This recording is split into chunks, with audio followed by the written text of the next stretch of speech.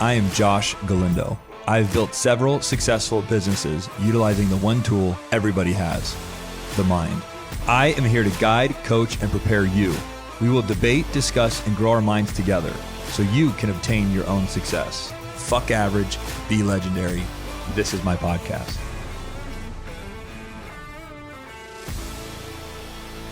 All right, today is a special day. Yes. Because we have a special guest. Yes. I know this guy from when I was a little pup. Oh, okay. I used to look up to this gentleman and say, I want that level of swagger and smoothness. And honestly, it was, it was the Joe Kennedy days, the commercial real estate, and he would float around, and I'm like, who is that guy?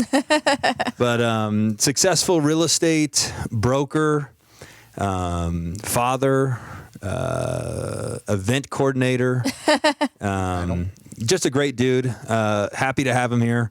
Rich Robledo with Acclaim Real Estate.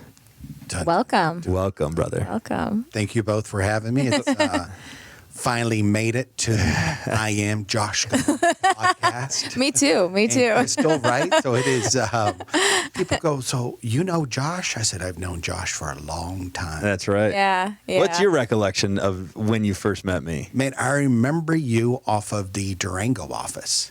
Coming in and out. Right. When Ronaldo and Joe were just starting J.K. Kennedy. Yep. And then I'd see your mom in the office. She would come around and, who's that? Well, that's Josh. And, okay, right. But, it's been fun to watch your evolution. Thank you. And growth. Yeah. Right. And it's you kind of sit back and you give that guy just that nod. That's right. He's doing it. And, your name comes up often. And I said, I've known Josh for almost 20 years. That's right. That's right. I think it's, to be exact, I think it was about 18 years ago is when 18 and a half years ago is when I got my license and started at Joe's office. Yeah. So it's fun to watch, right? I think real estate is the long game. Right? And then being in life, it's the long game. And you kind of always, I watch, right? And then I read a quote, it's not the man's mistakes that define him, it's how he recovers from those mistakes that define him. Love it. Right? And then just kind of watching steps, stumbles, and then still being able to collaborate together when you help with the client's house in Red Rock. Yeah. Right? It was like, hey, we need to clean this house up so we can sell it. And I'm like, call Josh. Love it, man. Right? See, and no insecurities because you knew I wouldn't interfere. I wouldn't jam up your game. And when I was done, call Rich. That was it. Now it's time to call Rich back. Yeah, it's this. People think that real estate is supposed to be super competitive, and it's collaboration. Totally. I agree. You've done a great job at that. I try. You really have. Oh, I've been humbled several times, through mistakes, but it's also having that mentorship from older guys. Ronaldo, Joe, Dale Thornburg. And the coaches I pay to say, hey, remove your ego. You don't sign that contract. The principals do. And then let's just get it over the line. Right? And you have to remind that to agents often. And being in the business long enough, you'll have a young guy try to, flare up. You're like, man, what's going on? Well, I've seen you or I know what you're doing and I wanted to impress you. I'm like, there's no need to impress me. Let's just get it. I can make you look like a rock star. Or I can. You don't know what you're doing. Totally. Yeah. Because you're going to go back to your client and have to say, hey, this happened. And it's because of me. And it's because of me. Yeah. I often coach very similarly. If you're new, experienced vets like ourselves, if you're new and you called and go, hey, Josh, I just sent you an offer for my client. Once the offer is accepted, hey, this is my first transaction. I'm going to do my absolute best. If you see me tripping, slipping, falling, something somewhere, I'm open to criticism. I'm open to feedback. Everything in me would be like, I'm going to be sympathetic to this guy. Yeah. I'm going to help this guy. I'm going to be compassionate. if the guy on the flip side, because you and I will smell that bullshit a mile away, rolls up, chest up, pounding on his chest, starts barking out, real estate terms that he read somewhere. We smell that it's all bullshit. Now it's like, you want to go toe to toe? We're gonna fucking Tough guy. Yeah, we'll tough guy you back real quick. Yeah. But if you want something good, be vulnerable and tell them, hey, this is where I'm at. Yeah, yeah. And I think that's with the new age of agents and everything coming out, everybody wants to be number one. And I'm like, man, let's be a team. Mm-hmm. Let's get a check. Yeah.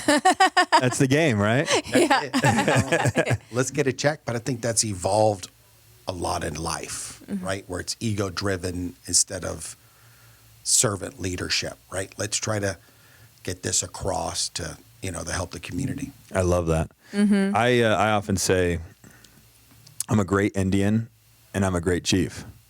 I'm cool being either one. I'll be the best Indian ever. And I'll do my best at being a chief. I would love to walk into a space and be like, I can tell you know more than me. What do you need? How can I be of service? Yep. And let me execute. I hired a new agent, and his first day, I'm like, hey, wear some comfortable clothes. He goes, what are we going to do? Went to a house in Tournament Hills, and we helped a client pack a U-Haul. Yep. And he goes, I don't want to do this. I said, what do you mean you don't want to do this? I said, you step in where needed. Yeah. And I said, we sold it. I said, now our client is closing, and I offered to help. You don't have to help. Right. And the guy made it 2 weeks. No way. Yeah, and you sit Nonsense. back and you're like, It's all right. That's his gig. right? It's that, Yeah. it's that thing. You got to go from an Indian to a chief, and you got to figure out who you need to be. But that comes from awareness. Yeah. That's not Self-awareness. taught also. Absolutely. You know who taught me that? Because I came out the gate probably, full of ego, which was overcompensating for insecurities and, all the shit that you got as a young man. But Kennedy and Joe Kennedy and Ronaldo Taberti, I love to give them plugs on here. Mm-hmm. Those guys humbled me in about half a second. Yeah. One, I didn't even know the kind of money that they were, dealing in even existed. Like, I didn't even know it existed, let alone someone could actually make it and take it home. Like, it was crazy to me. And then back to your point, Joe, I'd be eating a sandwich or something. I don't know, just as a hypothetical. And he'd walk in and go, this needs to get down to the Howard Hughes building, like right now. And I'd have to jump in the car, rush it down at no cost. But Yeah. I was self-aware. I was like, to be in the position that I'm in is of tremendous value. I will be of service to these guys in any way, shape, or form. Even to this day, actually, Ronaldo just wanted me to empty out this warehouse. Yeah. Because Putters is, whatever they're doing. Wanted it all delivered to his house in Red Rock. And so Jadine and I load the whole van up and drive up. Melinda's there waiting. And she goes, I would have never asked you to do this. I'm like, Melinda, this is my treat for life. Like, Right. I believe I am indebted to these two men, and I will do anything at the drop of a dime for these two guys. If I can't delegate the task out, then it's me. Yeah. I had lunch with Ronaldo 2008, 2009. So the start of the chaos at that Vietnamese restaurant on DI and Durango. Yep. And we're eating, and he's got his yellow pad. Yep. And his blue pen. And we're going through numbers. Richie, don't let what is happening affect what is going on with you. He goes, the lack of business is the market condition, not you. So you're going to have to work a little bit more to make up for it. And he just sat down and, said some other words. And I remember driving away to have that conversation with him. Yeah. Right. And that's that mentorship, which is priceless. He was Oh yeah, it's priceless. priceless. Ronaldo, what he possessed was priceless. Yep. It's actually very special to sit here with someone that can relate with me, because I often I teach his techniques to this day. Like, he's going to live on for many, many, many generations, because the people I'm teaching it to will teach it to somebody. Correct. and all the way down. Yeah, no, man, that guy, yeah, if I think too much about it. I know, you're he's gonna get emotional. He was very integral to my success. Like Yeah. Ronaldo was the fucking man. Yeah. Yeah. He was a smart motherfucker too, wasn't he? That whole family, right? You see what Joe is still doing today. Yeah. Yeah. Right. The effect he has in the community and Ronaldo and the team that they have over there. You just go, yeah, just that nod, right? Just that they're still doing it. Yeah. And so I hear you saying mentorship and paid coaching. Yeah. You've found, I believe, heavily in mentorship. I haven't jumped into the paid coaching. I'm getting close to. I think the trigger point for me will be when I'm looking around and I just don't have any more.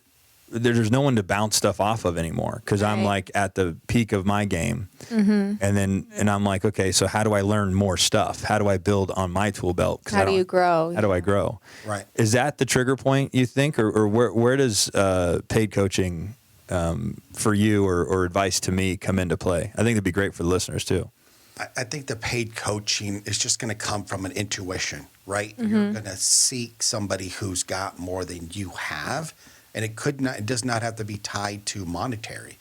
You look at their whole life. Okay, Yeah. You know what? How did you get there?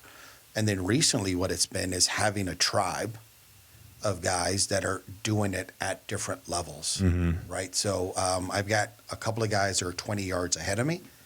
I have my peer group that I run stuff through. And then I got a handful of guys that are 20 yards behind me.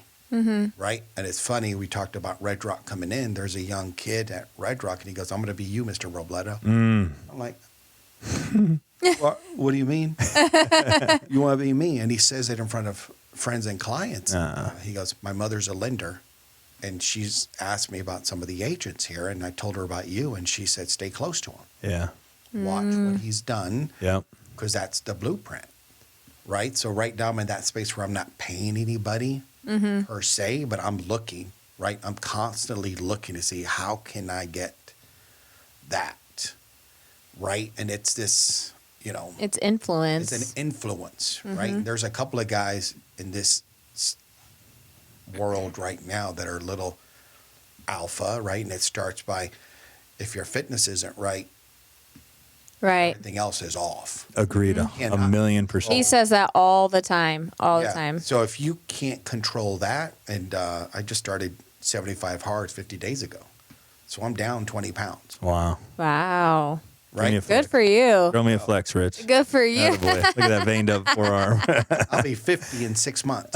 Man, fuck yeah, dude. Right? And That's the so guys- cool. I had cigars with this guy. He goes, bro, how old? I said, I'm 49. I'll be 60 in 6 months. And he goes, damn. 50.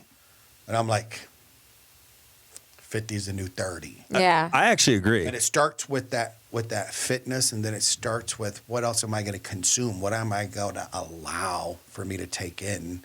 Food, spiritually, news, content with all of the insanity, and then what am I going to let my kids to see? How are they going to be influenced? How am I Yeah. going to help them make decisions to make them stronger? Right. So that's what I've been gravitating to. I think as you do get older, all that I'm starting that journey. I think. Yeah. I don't think I'm practicing it. I think I'm becoming aware of it. Where what am I going to allow into my life? What am I going to continue to feed my psyche? And what are what is the next batch of this journey going to look like? And it has a lot of change involved. That part's a little interesting. Yeah, here's the nuggets, right? So I'm planning the next 3 to 5. And then the 3 to 5 after that gives me 10. Both my kids are going to be entering college. And I look at my wife, where are we going to vacation? Where are we going to be going to? Right. She goes, well, what do you mean? I said, in order for us to go ahead and plan that for 10 years, we have to make those moves now. Yeah. That's a nugget. Right? So what's happening in the next 3 to 5, right? For you guys to figure out. And then you go 3 to 5 after that, and then you compress it. So I don't need to do that in the 10-year, and let me do it in 5. Right. And then kind of figure out what else I can do so I can add more for community, add more for the family, and add more for the state. You speak a lot about the community, and in our social interactions. I hear you bring it up a lot. Yeah. Is that news probably not the right word, but how long has that been of interest to you? It's been of interest 20 years. Okay, so a long time. A long Got it. time. It's gotten more vocal because of COVID, Okay. right? Single mom, poor, 4 kids. I told her, I said, we would have been lost at COVID. Yeah. And she goes, well, what do you mean? I said, if I would have been anywhere between 5th to 8th grade, I wouldn't have gone back. Wow. And how many people out there Correct. did it? I mean, if you just look at the a stat that half of the kids in North Las Vegas didn't graduate. 8 out of 10 black kids aren't proficient in literacy. Right? We are failing our community. And I don't think about my kids. I think about kids that would have been me in that situation. So people ask, well, how did your kids do? My kids thrived. Sure. Yeah. Very powerful perspective. 4,500 square foot house with a mother who's got a master's in education. So we had 2 pods for the kids. With Oh my 4. gosh. And then my wife would help other children with tutor. So my kids thrived, but we start summer with goals for them to do. 100 books. Here's your times table. Because my wife knows of the summer slide.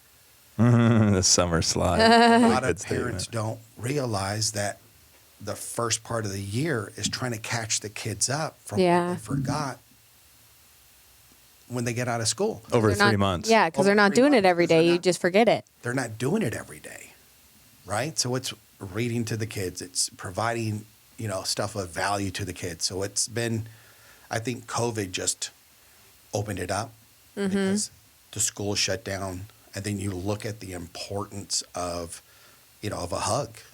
Oh my gosh. Right. Physical contact. And you Huge. remove that from children and tell them, hey, Right. don't hug grandma and grandpa. And I remember early in COVID, grandma and grandpa come over and they went to hug. And my wife says, no, don't have them hug. I'm like, Good for you. Yeah. I said, the first thing when a baby is born, they put on a mother's chest. Yeah.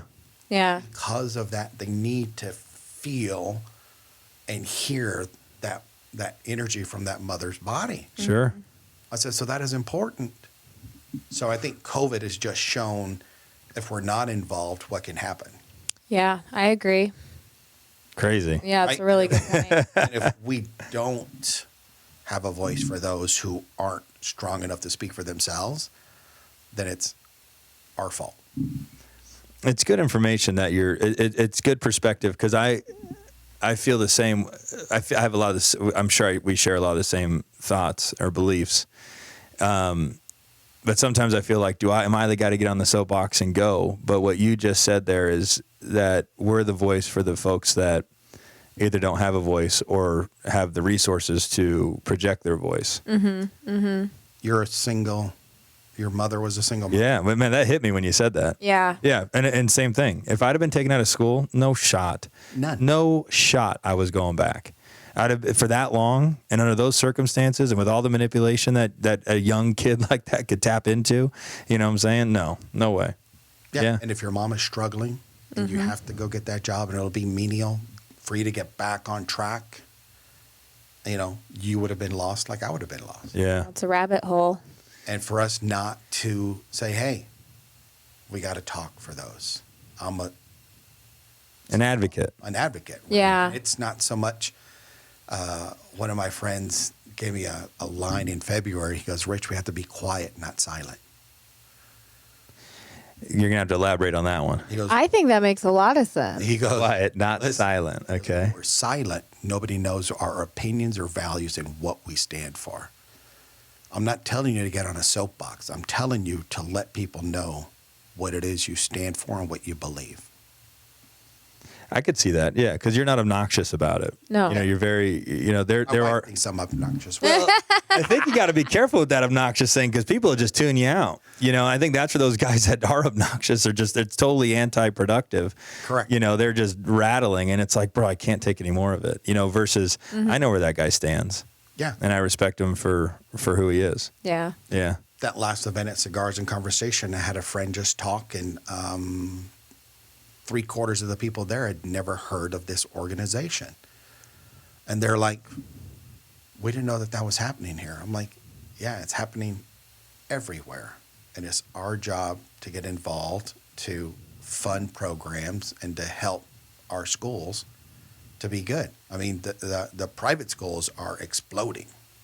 Oh, yeah. Yeah. Yeah. They're making money. Oh, yeah. Hand over fist. Hand over fist. Nah. And I know what some of them cost, and you're like, you got 3 kids there? You've Right. 4 kids through there? So it's never the kids in the private schools I tend to worry about. It's the kids that are east of Fort Apache, right? Because that's Totally. little pockets Yeah. of neighborhoods where the parents are working 2 jobs, and the kids are left unsupervised, and all the insanity That was my struggle, is the lack of supervision. Is I give my mom credit, at any opportunity I can, because she worked her ass off and she got us to the finish line. But she had no choice. How do you say Right. you sit at home and watch me, or you go to work and make sure you can feed me and keep me alive? Right. And the amount of time I had on my hands, that was the problem. I had too much time. But we went and did a speaking event at, what was it called? It's called Real Talk. Real Talk. It's a nonprofit. Give us a little background on it, just so that they get a little plug. So the lady that started it used to be a corrections officer in like the jails, but what her program is to help the youth, like youth. Okay. Yeah. But it's for the kids that get like RPC'd, suspended, or just getting into trouble with the law.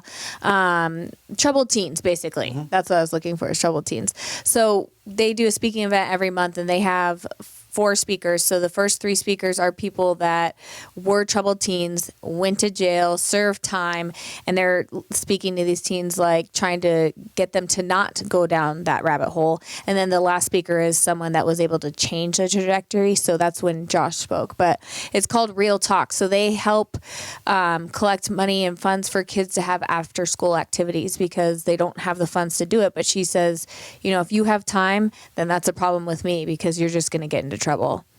Yeah, so she funds. She'll if you sign up for something, they'll pay for it. Yeah, like martial arts or sports or whatever it is. Any after school activity that'll keep you busy, they fund. But what I want, and bringing that up for me, so normally I got like a spiel, not even a spiel, but it's just my story. I just repeat it. Yeah. With some emphasis and some excitement to get the attention of the crowd. I get to the front of this crowd. It's a room of probably 100 people, 50 on each side. And I'm looking around, and there's like a 6-year-old, a 8-year-old, a 12-year-old, a 20-year-old, a 15. I'm thinking, it kind of threw me off my game, because I'm like, how am I going to communicate with this audience when they've all got a different understanding of the world? Not to mention the parents in the back. Well, and that's some of it. Some of them were there because their parents were making them be there. Some were court ordered to be there because of like guns and drugs. There was some serious shit in this room. Yeah. It had me spooked. But what I'm getting at with it is the age is what I'm ultimately getting at. Yeah. I couldn't believe that kids were in this room at the ages that they were at. Yeah. I mean, and just full of emotional trauma. Kids aren't 6 or 8. No. That's body-wise. Yeah. Years, but those kids are living the life of a 12-year-old, 15-year-old, 18-year-old. Yep. Those kids, they have to act like they're older. Just had the conversation with my wife coming down. I'm like, she goes, the kids are only 8 and 9. I'm like, you should have seen what I was doing at 7. Right. Right? Yeah. I didn't realize you had an upbringing like that, Rich. Right. 8, right? And it's this thing, man, you talk about not talking about certain stuff, right? I had a period of my life where we were in a women's battered home. Wow. Right? So it was this thing. A couple of years ago, I took my son to Universal Studio for our first father and son. He was turning 7. My mom goes, at 7, you were walking out of the door of the shelter, and you looked at me and you said, I'm not staying another night. I said, no. I said that. She goes, yeah. At that moment, I knew I would never have to worry about you. Because you That's it. You were a developed young Yeah. man. This kid walked out at 7 and said, "This is the deal." And I remember the powdered milk, and I hated it. Ugh. Right? But it's also this thing with the struggle when you have kids. When I was growing up, I put in my head, kids equal struggle. And I will never struggle like my parents. Wow. Yeah, Rich, you're fucking deep. I know. gotta You're going to shake get that me all emotional over here. I'm going to tap on I'm that. not crying. I'm not I crying. know. I live my life very similarly in the sense of the no dad thing. Dad dipped when I was 1, my sister was 3. And it wasn't the dad that showed up on my birthday, showed up on Christmas, sent a card. Like Dad was gone. There was no zero. He didn't exist in our world. And so something that I am very committed to is being the best dad that I can be to these kids, like on all levels. And then the greatest husband that I can be, mainly because that is a united family that will raise functional kids. Mm-hmm. You know what's so wild? I recently experienced this.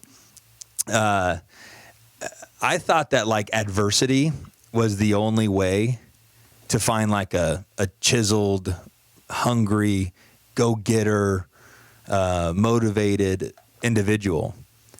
But it's just because that's all I've attracted is people that have like broken families. Yeah. Like all my friends had no dads. A lot of my girlfriends had no dads. They were all broken families. And you could see who were the hustlers and the grinders. But as like I experience life in the world a little bit more, like I'll meet like this guy that's equally as hungry. And he's a totally normal, not jaded, guy. And I'm like, I didn't even know, as dumb as it may sound, that mindset existed. You could be motivated and raised by a totally normal family and implement it, in life. I was baffled when I realized that. That's what you guys are trying to raise. That was why I said it. Yeah, is I believe that my kids will be just as motivated as I am, just as hungry, just as driven, just as focused, and come from a stable, healthy household. Yeah. So I had coffee with a business owner. He goes, "So how are you going to teach your kids what you were taught?" And I'm like, "Well, I can't." No. Yeah. I said, abusive father, poverty, food insecurity. My kids are not going to have any of those. Right. No. So I've got to give them new lessons, create hunger, competitiveness, compassion to help. Right? And he goes, "Shit, that's a tall task." I said, "It is." Right? Because they're not going to be driven by what I was driven by. Right. Right. It's almost the opposite. It's all the trauma. It's the 5 traumatic things. You're going to teach the opposite Yeah. to get it out of them. Correct. Yeah. All right, Rich. Let's jump. Let's go, switch. let's go. Let's switch some gears. Let's talk business and I mean, you've been a successful. So how long have you owned Acclaim? 11 years. 11 years. Yeah. And where were you hanging your license before that? Before that, Nevada Real Estate Corporation with Mark Gahn. Interesting. Yeah. So it was kind of a boutique upbringing there, right? It was Ronaldo who I got married, and he had another lunch with me. And he goes, "We don't work for people." I said, "What do you mean?" He goes, "Get you a Terry Yeah. Yeah. and go open it up." He goes, "We don't work for people. You've been there long enough. You're married." Part 2. God, the guy was just full of so much. I know, And right? he looks and he goes, "Go get your Terry." Right. And I'm like, "Who? Terry?" He goes, "Terry Press. Yeah. Yeah. Go get your Terry, get your one, and then grow from there." Right? And I've always kind of kept it small, and I've never really wanted to get large. I don't want the headaches. I always think about Ronaldo. He goes, "Keep it small." I often look at their model and compare it to mine, which is turning into a behemoth. Yeah. And I'm like, those guys were lean and efficient Yeah. and crushed it, and the other thing that I know too is that the brokerage business is not a fruitful business. Correct. I enjoy the camaraderie of the successful minds around me that provide fulfillment is what drives my desire to have a brokerage. Yeah. It has nothing to do with the money. No. Zero. So I got married in 2011, opened up Acclaim in 2012, had my son in 2013, my daughter in 2015. That's so Wow. crazy. You're jamming. Babe, that we got married in 2011. We had Beckham in 2013. We had Kennedy in 2015 and opened Galindo Group in 2015. Wow. That's a similar journey. Crazy. All right. So what are your financial goals? How does Rich tick? What do you want? When is enough? Or is there enough? Are you going to work? People say, are you going to quit? Are you going to retire? No, that doesn't exist in my life. I'll never retire. I'll never quit. There's never enough. There's always 5 more. What's your number? More. Right? I agree. I have no shame. I No don't shame have in that, knowing that. goal in monetary right now. What do I want to do? I'd like to get on stage to speak, right? Mm-hmm. Share that message for kids who look like me, Yeah. had similar backgrounds, to say, hey, you can be just a high school graduate if you do the right things, meet the right people. You can be in certain boardrooms, you can be on certain tables and be on certain boards and do it. I would really love to be able to, and it's to chase 72 degrees. Paris, Europe, Australia, just chase 72 degrees. Is that a term that's out there? No, Are all those no. places 72 degrees, or what It's like chasing that weather that I've got a friend that does. That. Okay. Yeah. Okay. But it's also tied to, I'm not going to be doing a lot. For the last 2 years, I've thought about moving out of Vegas. Really? Where would you move to? Yeah, we had looked at outside of Boston, Scottsdale, Dallas, Nashville. Man, those all seem very Vegas-y. In some way, I could create a relation. Yeah, in some way. 'Cause Like I'll very feel- city, Yeah. very hot, very businessy. I love the city. I'd keep a claim and I just fly back and forth. Yeah, the flying thing's So easy. it's- Yeah. It really is. Like a lot of people travel for work, and it seems so. It's like, no, you jump on a plane, you touch the thing once every 2 weeks, and you go back home. Mickey Griffin, that's what he does. Yeah. That's what made me kind of say that, is he flips homes in Vegas Monday through Friday, jumps on a plane Friday afternoon, goes home and hangs out with his kids for 2 full days, which he's probably more aware and alert and there True, because he's true. detached from Vegas. So he's 100% with his family, for those 2 days, and he comes back to Vegas and works. I think as you get more successful, I have more friends that are traveling. I got a friend who's based here. He spends a week in New York, a week in San Francisco, 2 weeks here. And it'd be a lot of work for my wife, but the kids are old enough to where she can manage that. Yeah. If she was in Scottsdale, if she was somewhere else. But just in the last 2 weeks, we're going to stay. Really? Wow. So this is all new and fresh. All new, right? So you think about what the long-term goals are. A lot of it is based on, I want to raise Jedis. We need to have them to have a good root foundation, and that's us not moving when they're in middle school or high school. Right. That's a really good point. So It that- is a good point. My son's going into 4th grade. I told my wife, we have 2 years. Where are we going to go? I'm not going to move them when they're in middle school. No. Right. Ooh, painful. That'd be a painful transition. Right? Yep. We think Yeah. about 3 to 5, 3 to 5. So that's been my thought process last year was where are we going to be in 3 to 5? Sebastian's going into middle school. Where is he going to go to middle school? What are the cities that I enjoy that are a little like Vegas, but have a little bit better public school systems? They're, a little bit more open and whatnot. So those were the cities. And the last 2 weeks, we're like, we're going to stay. Now, do you believe in not moving? Will you? Because for me, there's an itch to move every 3 to 5 years from my primary residence. But that itch is this is probably the greatest house I've ever owned. I love it. I walk into it. I still enjoy it. And there was a time in like my other homes where I would walk in and be like, I think I can do better. Yeah. But now I'm fighting. I have no desire to move, but it's just a conversation. I'm fighting the thought of even considering that thought because of the kids. They love being rooted in one spot. And then now I have to start thinking about their minds and the way they're going to grow up. So what is your thought around that? I've want to sell my house every 30 days. And it's this thing, right? Like when we moved, we're in Altura right by Vasiliadis. We bought it. Sick pocket. We bought it so we can walk the kids to school. And there are Right. 40 kids in our neighborhood that know our kids. Oh, you're My stuck. wife walks to school. Yeah. And I think, okay, well, I'm going to go here. I could do this, or I'm going to do this. And then my house has this energy that is priceless. People come over, and I've got friends and their kids are like, can we just hang out? Right? So it is that space for us to go. But literally, especially during COVID, I almost rented the house out to a client from San Diego for $12,000. And my wife was like, you can't do that. I'm like, yes, I can. We will move right across the street, do the same thing to that condo we've done here, and then move back in 1 year. The guy needs residency. Right. And my wife just operates totally different. Yeah. Yeah. No, That's Krystal. no. That's me. No. Go find him something else. Right? So it's this thing, and I think that's part of the drive, right? Like always looking to get a little bit more and everything. And I'm like, you know what? I love it. So I'm grateful for what I got, but also acknowledge I can yearn for more. Yeah, I think you can express that yearning in other ways. I think that's what I'm learning too. Is instead of having, these are total hypothetical numbers, not even realistic for me, but like instead of having an $8 million house, I'd rather have 5 houses across the United States that I could go travel to, or increase the abundance of living that I can experience every month, or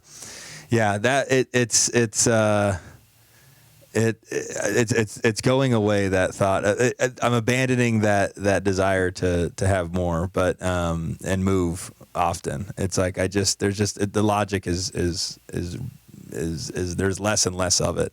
Yeah, but imagine getting a house in Paris for 60 days. There you go. That's the point. Yeah. Right? Imagine going to a 5-star hotel and getting it for 27 days and not even thinking about it. That'd be so sick. Yeah. Going to breakfast, the gym that you'd never be able to replicate in that house that you would buy in that city, and be able to just go and enjoy that community while you're there with the kids. Yeah. Instead of just having one permanent place. Instead of having one, right? Because I thought, well, maybe I'll have a place in Newport. And I'm like, well, shit, let's just stay somewhere really nice in Newport and come back. Yeah. We've got a place in Bryan Head, and we recently put it up to Airbnb, and in December we were just crushing it, like $1,000 to $1,200 a night. And but we bought it because we wanted to watch the fireworks from the balcony, which was something that our family does, because being in Vegas during New Year's is like a waste. Yeah. You know, it's like we take all the kids, invite other families, blah, blah, blah. So I say to my buddy, I'm like, he was an Airbnb expert. I'm like, bro, this thing's fucking renting like crazy. But I reserved New Year's Eve, but we accidentally left it open before we reserved it, and someone tried to book it for like $6,000. And he's like, $6,000? He's like, take the fucking $6,000 and go somewhere different. You're going to the same place in exchange for $6,000 every year. He's like, take this $6,000 every year that place spits out and try somewhere new all over the world. I was like, shit, that's a great. Krystal's like, so but I'm like, no. It's kind of our special family. It's thing, so my kids love it. Yeah. Oh yeah, it's incredible. Those experiences, right? Yeah. So now it's what's next is just to provide great experiences for the kids. There's always more I can make, and then trying to fine tune what I can give. That's good, Rich. I drop it. How did you get intertwined with Kennedy? You know what, man? We had a couple of the same mutual friends, and then we just connected, right? You will see people in my life that were connected. We meet somebody, and then I usually become better friends with them than who did it. I've picked up clients. Cigars and Conversation is a collision. Yeah. How did you start that? It's just a collision, right? So we talk about mentorship. I had 3 young kids who see me on social media smoking a cigar. Hey, let's go smoke a cigar. I'm like, I don't have the time. Like, I just did that for myself. And it was in November. And then in January, I start thinking about how difficult it was when I was looking for mentorship and being told no. So then in February, one of the guys is friends with one of my agents. And he goes, hey, he wants to go have dinner with you. And it's odd. Will you come? And I'm like, I'm not going to come to dinner. Like, what? Can we figure something else out? Yeah. And then I said, let's have a cigar. So I posted it on social media. Those 3 guys, I made sure they were there. Right? One guy works on the Strip, gets off at 5:30. He said he could be there at 6. So I made it for these 3 guys to show up so they could hang out with me and some of my friends. So I started to think, like, there's a lot of guys that I want to hang out with, and I don't have the time to. Yeah. Right. So let's do the cigars, right? And then some of the young guys that showed up just from social media were like, hey, we need to do a private Facebook post or a page and do this and do that. I'm like, I don't know if we're going to do it again.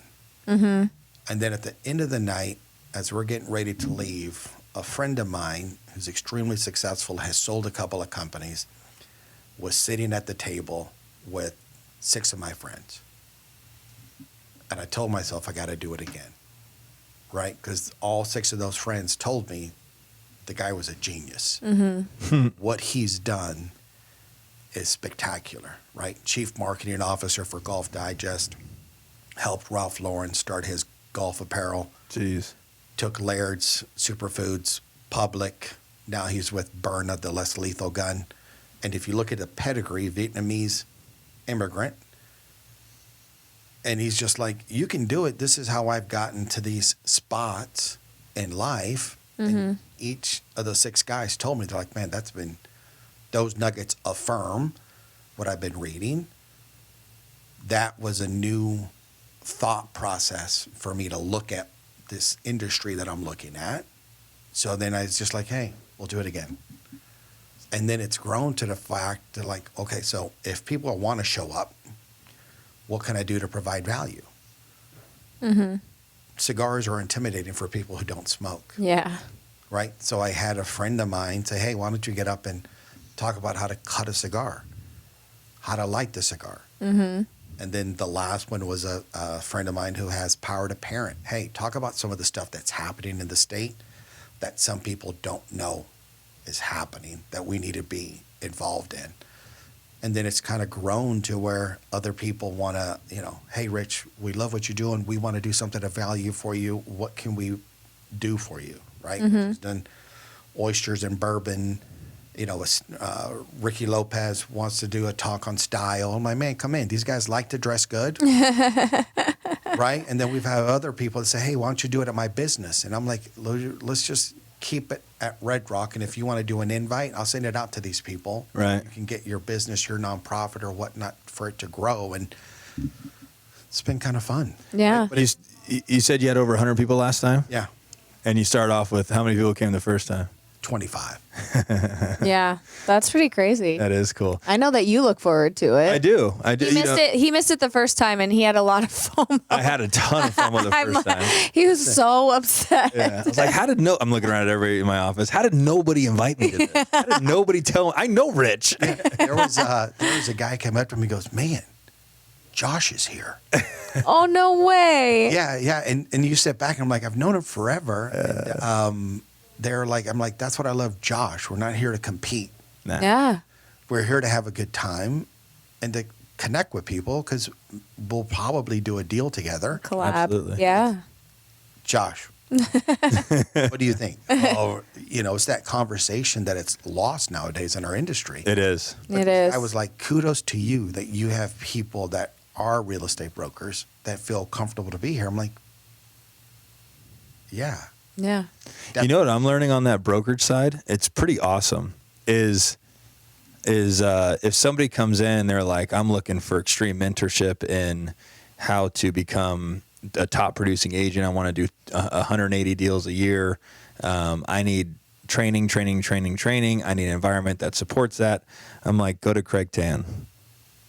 You know what I'm saying? Literally, Huntington and Ellis. Yep. I'll text him right now saying he's on your way.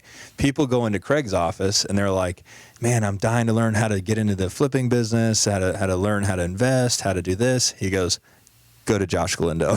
Yeah. We're just trading, and it's really all it's doing is because there's more than enough agents to go around. It's just where we just want to have the right ones in our factory. If this is what you're looking for, come hang out here. If that's what you're looking for, go hang out there. And it's just been happening lately. We're like, just trading Yeah. or pushing different directions. And it's all about that collaboration. Well, it's just like coaches, right? So I remember when I was going to go, I was at a real estate brokerage, and I'm like, you know what? I'm going to take my business to the next level. Where am I going to go? And I interviewed with J.C. Melvin and Bob Hamrick, right? I loved Michael Jordan and Magic Johnson, right? I loved Showtime, and I loved the Bulls. And I looked at J.C. Melvin like Phil Jackson and Bob Hamrick like Pat Riley. I needed Showtime. So I was just like, which one do I want to be? Right. I want to be Pat Riley. And now I've got a signed autograph photo of Magic Johnson and Michael Jordan in my office because they're both greats. But when I'm sitting across an agent or a friend, I'm like, who do they need? Do they need Phil Jackson or do they need Pat Riley? And what's going to inspire them, what's going to motivate them to do more and to feel comfortable with their decisions? Right. Right? And if you watch Tom Brady, he figured out, he goes, Edelman did not want me to be nice to him. He told me, fucking throw me the ball. But if you go back to that Super Bowl, it was Edelman who came back. He goes, this will be the greatest story ever told. I didn't know that. Yeah, he's mic'd. Oh, no back way. from halftime. And he goes, Tom, they say you're too old. Oh. Tom, this will be the greatest story ever told. It will be. Yeah, it was. And it was. Yeah. He made everybody in that line step up one more. Yeah. Being that outspoken. See, it's all about self-awareness. Yeah. You know, if people could just understand what makes them tick properly and then go and ask the universe or the people around them, this is what makes me tick at optimum level. Do this. It'd be like, perfect. Every person would be optimum, you know? Nobody wants to dig. No. You got to be able to go deep. You got to be able to go deep. Yeah. I've been in the depths of the ocean over here, I promise you. Life is a mirror, not a window. Yeah. Nobody wants to man. look in. Yeah. It's your systems. It's this. Okay. I agree with you. Yeah, I love that. That's great. Go live that life of scarcity. Yeah, right. So give me something to end this with.